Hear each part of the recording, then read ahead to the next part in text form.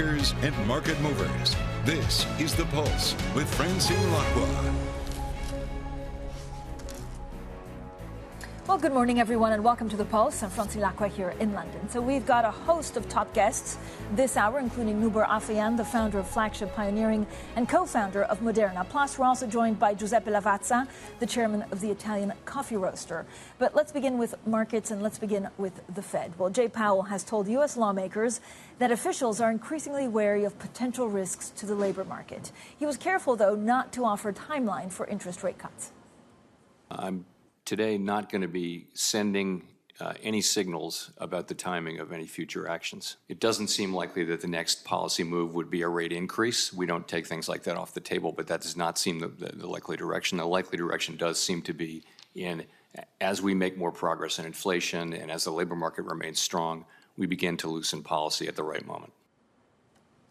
Let's now speak to Christian Keller, head of economics research at Barclays. Christian, a couple of things happened this week. Not only was there 2 days of testifying, there was the UK election, there was the French election with this frozen parliament. But what do you make of the bets that actually we will see a cut from the Fed this year? I know they're looking more at the labor market, but inflation is not a done deal. Inflation is not a done deal. I think all eyes will be on tomorrow, a very, very crucial CPI print. And then as we come to learn also the PPI print, important because we need to determine how core PCE would look like. But fact is that the US is slowing. The question is, some are concerned that it's could be slowing very quickly at some point. We are more of the view that this is a cooling and to some extent moving into an equilibrium, in particular on the labor market. But it does give the Fed now the room to say, look, inflation is moving into a path where we could try to cut. And Powell, while he has been careful not to say when they would cut, but he has been emphasizing the dual mandate. He has been emphasizing unemployment already for some time. That's at 4.1 now. That's up from 3.6 at some point. So it looks as if September is truly live for a first cut. Is that also because of the election? Actually, they have a smaller window because of the U.S. election November 5th to try and calibrate it. Frankly, we don't think the election plays a big role. It is on everyone's mind. So everyone who's on the committee, on the FOMC, does know that there's an election. But if you look at the path, a cut in September, cannot really help the real economy anymore. If they had wanted to do that, they would have had to cut much earlier. So we think they will not depend on the election. It will depend on the data really in the coming few months, the prints on CPI and PCE. Christian, I love your global research note called Voters and Workers, because basically politics remains central. It's extremely difficult, though, to weigh through it. When's the right time to start assessing some of the possible Trump policies and what that does for tariffs, the U.S. economy, and the globe? That's a very fair point, because markets look at this. They know the 5th of November is very crucial, but they don't know yet how to price it. I think for the market there are, as you mentioned, there are 3 key policies. It's the tariffs, it's migration, and then the third one is the fiscal. And that could be very different if you had a situation where you have a Trump presidency with a sweep of the Congress, meaning you have actually a Republican Senate and a Republican House. Because in that moment, you would see probably an extension of the Trump tax cuts and possibly quite aggressive fiscal policy. That's something the market is not pricing. And I think once you get to end of August or so, we know who's running, and I think then the market will assess what's the probability that you could get a situation where you have an extreme scenario, extreme in the sense of not only a Republican president but with a Republican Congress. But is that inflationary? That would be inflationary. It would be inflationary. It would probably mean higher nominal growth, which equity markets may not dislike. Yeah. But it would be a situation where, in principle, if you're a rates investor, you'd think this is a situation where the economy continues to grow, but have inflationary pressures through tariffs and migration cuts. And, that probably would mean that bond markets would have to adjust. Certainly. But does it actually change the trajectory of what the Fed does? And again, the market chatter, right, from what the Fed is expected to do. So markets are sticking to a cut in September, which you kind of agree with. But in previous cycles, it was cut and then it was cut gradually. Could it be one and done? With the election in November, I think there is a high uncertainty. The path, I think the market is pricing now already 2 cuts for this year, so 1 in September, 1 in December, and 4 more cuts next year, and I think another one in 26, so 175 basis points. But that is under a scenario there where you do not have, I think, the situation where you have a fiscal expansion and you get that pressure. If you get to that point where you'd have that sweep, more fiscal expansion, higher nominal growth. You would think the market has to settle for higher interest rates, which is at the moment not priced. What's your take on the UK? So, the new Chancellor, Rachel Reeves, was firing on all cylinders yesterday. There's, talk about this super-like sovereign wealth fund, which seems more like an advisory board, not like the PIF in Saudi. But, we're talking about planning. Are they going to go ahead and deliver that 2.5% growth? Well, first of all, it's interesting how within a few weeks you suddenly have a complete turnaround of the situation where, you think about it, the UK was typically seen as very unstable politically. Now you have stability while Europe, in a way, seems to be decaying into a much more difficult situation. So that's for once. I think markets clearly like the outlook of stability and, of course, a very centrist Labour government that continues to emphasize pro-growth. The fund you mentioned, I think it's to some extent, you could say it's symbolic, it's an advisory board, but it does show in the right direction. In the numbers you mentioned, the Saudi fund, they're not near to comparable. But it's a catalyst, that's how it is seen, and I think it is a move in the right direction. So we think the UK, while you cannot expect wonders in the short time, but it is going in the right direction. We think there will be an acceleration, and it should in particular do something for the confidence in terms of consumption, but in particular the confidence for investment. And I think this is very key. And there now the UK seems to be distinguishing itself from some of their continental neighbours. France is a bit of a mess because there's not a clear way forward of actually forming a government. It is, and it's something where markets on Monday or beginning of this week, they said, look, we didn't get the extreme outcome of potentially a Rassemblement National leading and being able to implement their policies, but we have a complete gridlock now, and they scrambled to get some government together. And markets often are quite pragmatic. They're cynical. They say if they don't do nothing, why not? That's okay. But in France, if you look at the fiscal situation, France does need to do something. And they need to do the opposite of what most of the parties seem to be suggesting right now in the Assemblée Nationale. Again, so what's the way forward for France? And do markets, through your research, what happens to France? Are spreads going to widen with Germany? For now, I think the summer seems to be a bit of a summer lull. But I think over time, yes, we think that over time there will be pressure on French spreads further from where we are now. You will have the rating agencies that come back in the fall. And already if you talk to markets, there's some people saying, look, French and Spain spreads are very close. Why should Spain not trade inside of France? And that, of course, would be a big symbolic situation, really, if France trades outside of Spain. Yeah, that certainly would. Christian, as always, thank you so much for joining us. That was Christian Keller there, Head of Economics Research at Barclays. Now, we're also just getting a little bit of news. House builder Bellway has offered to buy Crest Nicholson at 273 pence a share. That's the implied value you can see on the back of that. Crest Nicholson gaining some 3.7%. Bellway actually down 0.5%. Now, this is a revised offer. And I don't know whether they're expecting a White Knight or someone else maybe to come in, but it offers Crest Nicholson shareholders a 0.099 shares in Bellway and a dividend of 4 pence for each share they own. That's according to the statement. Right, coming up, Joe Biden hosts a NATO summit in Washington as questions over his candidacy loom. We'll have more on the U.S. president's week of reckoning next. This is Bloomberg.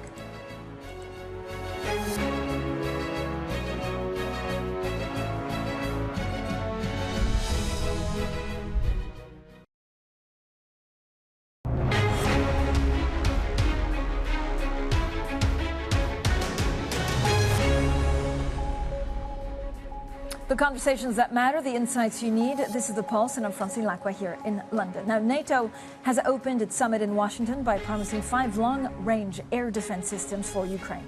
The fresh show of support comes even as the alliance resists, offering Kyiv a clear path towards membership.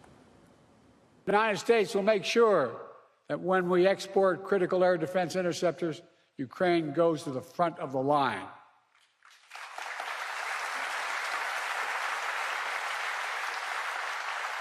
That will get this assistance before anyone else gets it. All told, Ukraine will receive hundreds of additional interceptors over the next year, helping protect Ukrainian cities against Russian missiles. Now, speaking ahead of the NATO summit, Latvia's foreign minister has told us Ukraine must define its vision of victory in the war. Take a listen. NATO is a defense alliance. It has a particular meaning. It's a political military alliance, the only of its kind. So the primary purpose of that is, of course, the defense of allies. So there is a lot of change that is happening with Russia's attack on Ukraine. So we have moved from out-of-area operations where we had choice of sending people to Iraq, for 6 months and then rotating them again, to a collective defense, back to collective defense, what we had in the Cold War times with General Eisenhower establishing the basis of that after the Second World War. So defending allies, having troops in place, having capabilities, having command control in place, ability to reinforce, and so on and so forth. So that package is the most important outcome. It goes hand in hand with support to Ukraine, obviously, because what Russia is doing in Ukraine is something that is considered a threat to all allies. So supporting Ukraine in its liberation fight is crucially important. They are fighting for freedom. That's what we all are there for. We all want freedom, right? So winning Ukraine is very important for all of us. And then, of course, working with a wider range of partners from Indo-Pacific, for example. They will be here for the summit to address other challenges and threats, such as challenges from China, constant cyber attacks you would have seen, the trying to change the balance of power globally. So that is also important for all of us, because it's not just about Russia's conventional war, it's also about the challenges to all of us, to who we are and how we function as democracies. There's a conversation, of course, in Europe right now about levels of commitment when it comes to Ukraine, but also NATO more broadly as the alliance. Because of your border, you're on the front lines of protecting democracy as a NATO member. Do you worry about a fissure in European politics, having seen elections recently when it comes to this issue? Well, NATO has had a borderline with Russia since it was established in Norway and other places. So now it's longer. Now it's Finland joined. The Baltic states have been bordering Russia since we were established 106 years ago. And since we joined NATO 20 years ago. So we are all peaceful countries, but we want to continue being peaceful countries. So that's why we established that defense capability together with the US. And US is an essential member of that alliance, so that link is crucially important. Well, that was Latvia's foreign minister on NATO's priorities as world leaders meet for the Washington summit this week. Coming up, expect coffee prices to keep rising for at least another year. That's the view of the chairman of one of the world's leading coffee roasters. We'll speak to Giuseppe Lavazza next, and this is Bloomberg.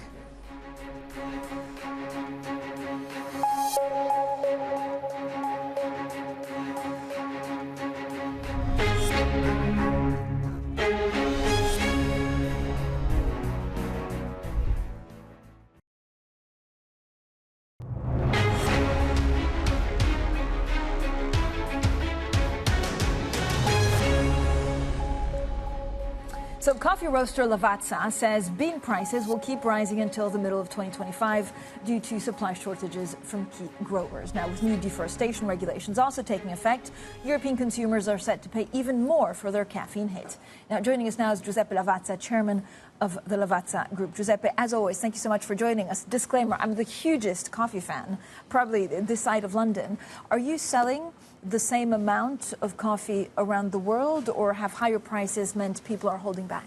So far, until the end of 2023, our volumes are stable because we are able to adopt a strategy that mitigate the effect of cost increases, just reducing our margin. So far, good in volume, good as well in value. But for example, in UK, last year, the market grew about 6% in value and dropped 4% in volume. This means that even in the coffee system, elasticity is something you can take under control. But what do you think? And we've seen the Robusta prices. I mean, we kind of look at the charts, with little tears if you're a big coffee drinker. Arabica also looks like it's going to a 10-year high. Yes. What's the underlying reason for this? Main reason, in 2021, Arabica prices started to go up because a frost in Brazil. And after that, a lot of other troubles affected the coffee industry on a certain level. The first, I think, cause is a gap in the production in the main Robusta countries as Vietnam and Indonesia. This is long-lasting. And this is creating a big trend and rally in the prices. pushed by speculation and pushed by the fact that for industry it was pretty difficult to purchase the beans that we needed. And then also, for example, the crisis of the Suez Canal, and even the strong dollar then can affect our purchase and strategy. So what's next for Lavazza as a group? I know you're here for Wimbledon, right, as every year. Are you going to go into new markets? Are there new products that you're trying to get through? What's the biggest challenge for the next 12 months? Despite all these headwinds and this instability, the Lavazza Group is still keep investing for expanding our footprint. The most important countries where we are aiming to are in Europe, Poland, UK, Germany, but we are very focusing also in strategic growth in geography as US that represent our next challenge for the next 5 years. Giuseppe, how much do you think you can grow in the US? Pretty much. We have to double the size of the company. Nowadays, we are about $400 million as total revenues. But this is a geography where Lavazza can quite easily achieve 800, but the dream is to get to 1 billion. And another important country for our development, the company is always pushing very hard for international expansions, is China, where we have a very good relationship and partnership with a local partner, Yum China, with the aim of opening by the end of last year 1,000 coffee shops around the country. But can you get the Americans to drop the Americanos and get the espressos? No, this is impossible. Or it's fine. No. So you're fine with selling Americano? Absolutely, yes, because America is such an incredible country with a lot of new trends. Now the new trend is about iced coffee. So all the young generation are very focused on this kind of consumption. And America is a continent where you have to adapt quite a lot your strategy, your portfolio, your way of doing business. I mean, in China, would it be with a local partner that you would strengthen? And again, what are they looking for in terms of taste and how they want to be sold coffee to? China is very interesting. We have this beautiful joint venture with Yum China. Yeah. It's a very skilled company in building this kind of retailing operation around the country. Of course, they needed the support of a big brand and a quite renowned brand as Lavazza is. And together we are building a successful business around the country, offering Chinese people a variety of coffee that really sounds a lot of Italian taste. Would you ever list on the markets again? No, not yet, of course, because we have enough cash and financial fund to support our growth. That is quite impressive, I can say. In just 10 years, we tripled the size of the company, passing from a company of about 1 billion to a company of 3 billion. But we are on the way. Maybe in the future, we will see. It's a tool we can adopt, but not now. Not now. Okay, who's going to win Wimbledon? Who's your bet on? Unfortunately, not Sinner, because a big support of him is our ambassador. But we have also the chance of having two big Italian players. Musetti today is playing, so good luck. And Jasmine Paolini, that yesterday won his straight set, a great match against a strong player. So Italy is not very good in soccer so far, but is much better in tennis. We don't mention football on this side. We can't. Two Italians never talk about football. Better talk about tennis and coffee. Tennis. There you go. Tennis and coffee. Giuseppe, thank you so much for joining us. Giuseppe Lavazza, the chairman of Lavazza Group. This is the picture for U.S. futures. Remember, yesterday we had another record high for the S&P. We have, I think, one of the biggest gaining streaks for the last year and a half. You can see S&P futures unchanged, but still a little bit of green with the Nasdaq futures gaining 0.2%. Coming up, momentum slows in global M&A deals, but leverage issuance takes off. We explore the outlook for deal making and debt finance with the head of leverage finance at JPMorgan.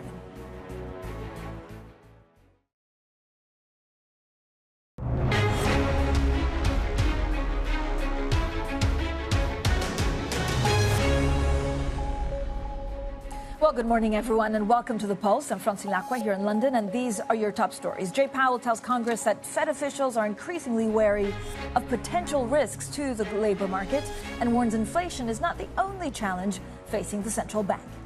NATO ramps up its air defense support for Ukraine as new assessments suggest that the war is heading towards stalemate. Plus, Microsoft and Apple relinquish the chance to be observers on OpenAI's board, a surprise decision that underscores the growing scrutiny on big tech and artificial intelligence. So, momentum in mergers and acquisitions has slowed after a flurry of mega deals early in the year. Now, a sustained recovery has been held back by cautious central banks and geopolitical concerns. Now, data compiled by Bloomberg shows that the value of deals globally stood at roughly $1.4 trillion at the halfway point of the year. But it's also been a bumper 6 months for leveraged and high-yield issuance. Now, for more on M&A activity, deal-making and debt financing, I'm joined by Rudnicki, Schlumberger, JPMorgan's head of EMEA leveraged finance. So, Daniel, thank you so much for joining us. I mean, you have a fascinating business, and it usually gives us a glimpse into some of the underlying deals or actually the way the market is moving. What have you found most surprising in the last 6 months? First of all, thank you for having me. We just came out of an extraordinary 6 months, actually the busiest 6 months ever in leverage finance. We had more than 170 billion of leverage loan and high yield priced. Why is that? Leverage issuers, borrowers, have rushed to the market to refinance, extend their maturities, lower their cost of debt, take debt to pay dividends, improve their cost of capital, refinance direct lending into cheaper syndicated loans. It was really a flood of issuance.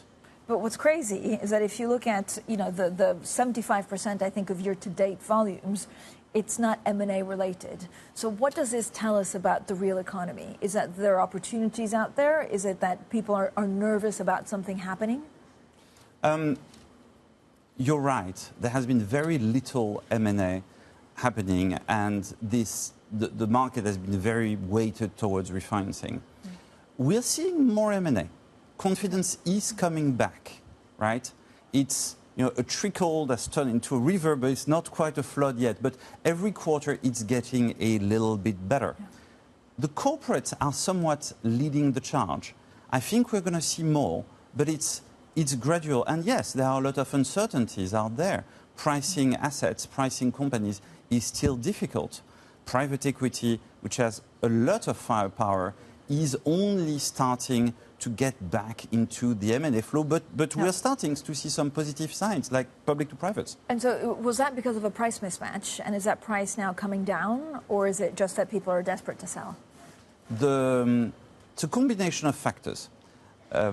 Private equity general partners are getting increased pressure from limited partners to sell assets and get capital back. So you're going to see, and we've started seeing some more financial sponsor to financial sponsor secondary trades.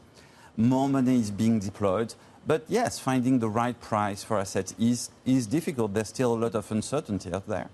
Daniel, talking about that, I mean, this refinancing, how much, there was a concern that some of the distressed assets would not be able to refinance. I know there was a lot of talk about commercial real estate.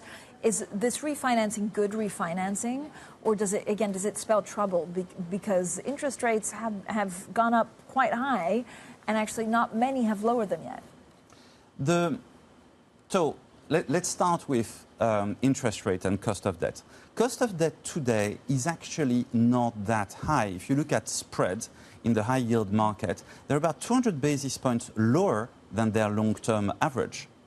And defaults are a little bit higher than their long-term. Long-term average is about 1%.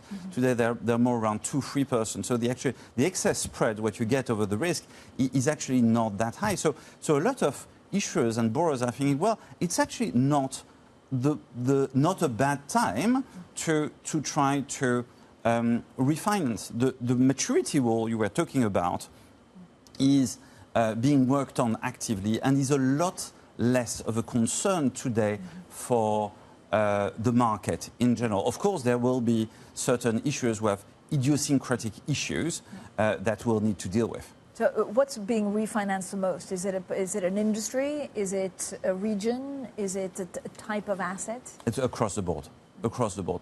And for most leveraged borrowers today, you've got an opportunity to lower your cost of debt. Now, the other question is how long does it last, right? Because today, this is driven very much by a technical imbalance between a lot of demand for leverage assets. For example, CLO creation. CLOs are the largest buyers of leverage loans.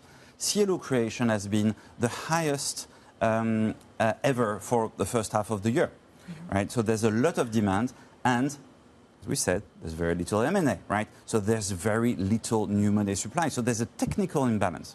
Yeah. Question is, how long does it last in an environment that is, well, still very uncertain? Where you were talking with previous guests about elections. Elections, geopolitical environment. Our strategies, our credit strategies, are actually expecting spreads to widen before the end of the year. So what does that mean for the appetite of refinancing and M&A? The UK seems fairly stable, right? You have a big NATO summit in Washington with all of the leaders of the NATO alliance, and actually Keir Starmer has a strong mandate that lasts 5 years. Do you think there'll be a flurry of activity here in the UK? There could be more activity in the UK. There could be more activity in Europe. Our hope is that we're going to see a bit more M&A activity, gradually more M&A activity for the rest of the year, and maybe a little bit less refinancing activity. We've just done so much for the past 6 months. It may not continue at the same pace. So what would be a switch for that? I keep on hearing, look, once the Fed cut rates, that's it, it's the animal spirits are unleashed. I mean, it seems unlikely that if a small interest rate cut could change everything. I agree with you. It's going to be gradual and very situation specific. So have you hired more bankers to deal with the increase in activity in your department? Look, we want to be there for our clients when the market is growing, and we've got the capacity. We've actually increased a little bit our capacity in order to handle this sort of situation. We're also growing our mid-market bank in Europe, which is by nature, because of the size of the company, very much users of leverage finance product. Daniel, what are you expecting in France? Are we going to see more refinancing and more, I guess, distressed assets if this political situation doesn't get resolved?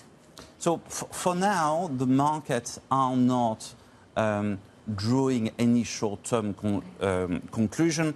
The stalemate, in a way, means that so far it's business as usual. Let's see how things develop. Daniel, thank you so much for joining us today. That was Daniel Rudnicki, Schlumberger, the JPMorgan head of EMEA Leveraged Finance. Coming up, we'll also be speaking to Noubar Afeyan from Flagship Pioneering as it announces a $3.6 billion for new ventures in biotech. That conversation on AI's role in pharmaceutical development is next. This is Bloomberg.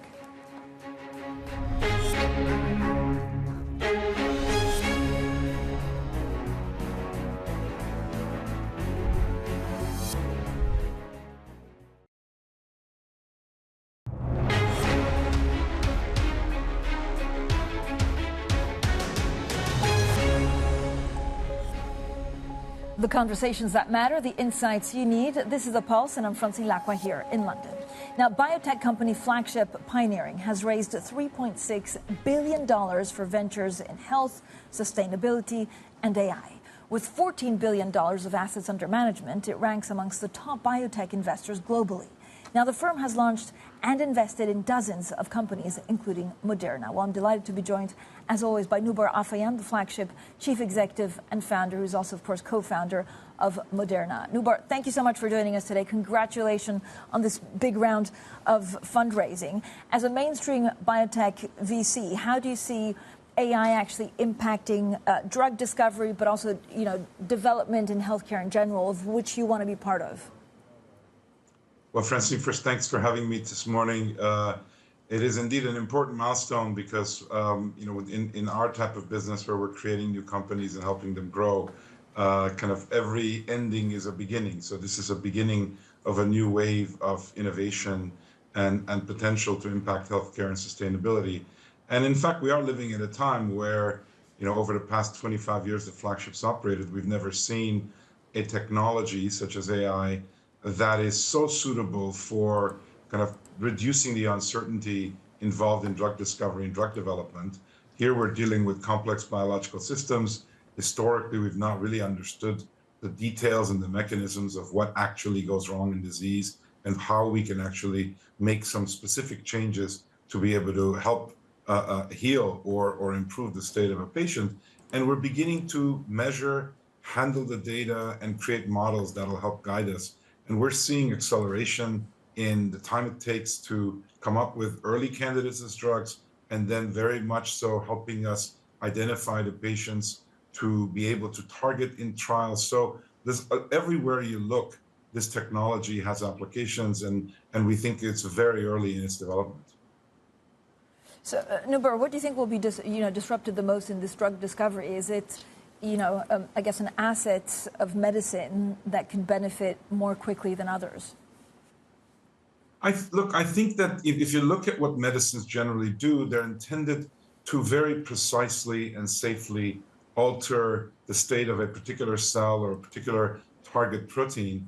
And to do that, you need to be able to know enough about the system to be able to do that. And historically, we've relied heavily on lots of trial and error, lots of experimentation, very low probabilities of success. And this industry has succeeded despite those odds. Those odds are increasing steadily. If you look, for example, at Moderna, that technology, the mRNA technology that we developed now over a decade ago, now is being applied to over 50 different clinical programs. Why? Because we're able to programmably deliver a medicine for a particular purpose. Historically, we've not been able to do that in the pharmaceutical industry. We think that's going to spread beyond just one instance to many, many different approaches. And the benefit will be shorter times, higher predictability, reduction in cost of development, we expect, but also in the clinical development stage where you're actually testing this. If you have to test things in thousands of people, it's a very different activity than if you can identify those who are likely going to benefit so you can actually make a more precise medicine. So, Noubar, you've raised $3.6 billion for these new ventures. Of course, what you do is bankroll some of the biotech startups, but you also generate in-house ideas and build them from the ground up. Do you know how you'll deploy those $3.6 billion? Well, this is the second time in about 3 years that we've raised roughly a similar sum of money. Of course, the underlying technologies shift, but generally we, Francine, are creating about 25 companies in the span of 3 years through our labs. That's after roughly about 100 attempts that we do around different approaches to science. And these will be roughly 3/4 in the broad therapeutics arena and about 1/4 in sustainability. That includes agriculture, carbon capture through regenerative agriculture, and areas that use life science in the planet's health, not just human health. Within human health, there's a number of diseases which are more and more lending themselves to more effective therapeutics. We've seen about vaccines. We're seeing in cancer some major breakthroughs, also neurodegenerative diseases. Obesity is opened up. If we were talking 3 years ago, it would not be a big area of focus. Now we and others have dozens of approaches going after that. So, we'll go where it looks like there are more clear opportunities to have impact. And of course, we keep in mind the cost effectiveness of the drugs that we can develop through the innovations, not just the fact that we can find small niche markets to be able to fulfill. So this is the dynamic that the biotechnology industry finds itself in, and we feel privileged to be able to have the resources, the human capital, scientific capital, and financial capital to be able to continue our work. But so, Noubar, is this mainly also to develop individual drugs, or is it, to revolutionize a part of the industry like you did with the mRNA COVID vaccine at Moderna? Well, that's an excellent question. So we create traditionally what we call platform companies. These all involve major advances that could lead to many drugs per company. To be able to advance those drugs, we forge partnerships with many, many large pharmaceutical companies. So our style of company creation is very much about platforms that lead to many products. We have the ability to develop products in-house ourselves, and increasingly at Flagship, we have a team called Pioneering Medicines doing that as well. So it'll be a balance between platforms that lead to products in our companies, but also selectively a few products that we'll develop as well. It'll be a mix. And where are you deploying regionally that capital? How is the IRA actually impacting your investment decision in the U.S.? Look, at this point, we look carefully at the IRA and how it manifests. It's, of course, going after more mature drugs in the first instance, but it does affect how we think about disease areas and approaches, small molecules versus large ones, that we need to be thoughtful of as we innovate. But in terms of geography, the essence of our operations are in Cambridge, Boston, Massachusetts. But over the last few years, we've begun to set up satellite operations, one in London, one in Singapore to serve the APAC region. And there, what we're trying to do is to create linkages between our ecosystem of roughly 48 distinct companies that have come out of our labs and those regional ecosystems, trying to forge alliances in science, in clinical trials, in partnerships with manufacturing, financial partnerships. So we're beginning to create linkages between our proprietary ecosystem of startups with a global presence in these key markets where biotechnology is also flourishing. I mean, do you have something? Because I know you're very knowledgeable in some of the technologies that you're using, some of the medicine that could come up. Is there something that you think could be on the cusp of really being a breakthrough?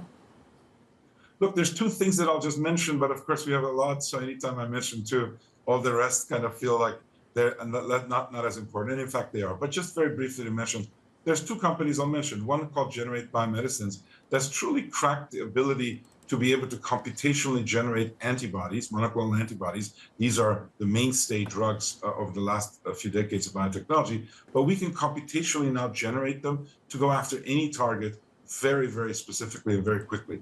That means that we have dozens and dozens of programs now accelerating. This is using generative AI. It's a 6-year-old effort, quite large, about a dozen programs advancing. So that's one breakthrough approach that will be a systemic change in the way proteins are developed. The other is a technology called gene writing that our company Tessera Therapeutics has pioneered. And here, instead of editing and making very tiny changes to a genome, we're able to insert the correct gene that can take care of any and all variants of a particular rare disease, or in cancer, have some very meaningful interventions. So we're looking at gene writing, we're looking at these things, and these are both platforms that are 4, 5, 6 years old, with hundreds of millions that have gone into establishing the science, and now really beginning to see the fruits. Noubar, what do you make of China and the Biosecures Act? Would you, for example, consider investing in Chinese biotechs? Well, Francine, because our focus is so much on our own internal science, we're not investing per se in science that's generated elsewhere, but we're rather financing the companies that we create. But those companies in turn have historically had occasionally ties with Chinese companies, whether it was to do contract research, to do manufacturing, even in some cases we've explored commercial relationships. And those have been affected by the recent climate that's been created. And so we, like others, are carefully assessing where we might find headwinds when it comes to those types of partnerships, and where we must continue to be involved, because health is a global challenge. It's not a regional challenge. And if our technologies can address health challenges in China, we need to find ways by which we can actually apply ourselves there. But we're doing so through partnerships, sometimes through regional partnerships. For example, in Singapore, we have some discussions which may in turn make us a better partners to be present in China. These are the things that are more refinements, but we and others are looking at this and saying, okay, where's this going, and how can we continue to bring our science to bear on important problems there? Noubar, thank you so much for joining us today. That was Noubar Afeyan, the co-founder of Moderna and, of course, chief executive of Flagship, pioneering after fundraising some $3.6 billion for new ventures. Coming up, Microsoft relinquishes a seat on the board of OpenAI as scrutiny of big tech's clout and artificial intelligence grows. More on that next, and this is Bloomberg.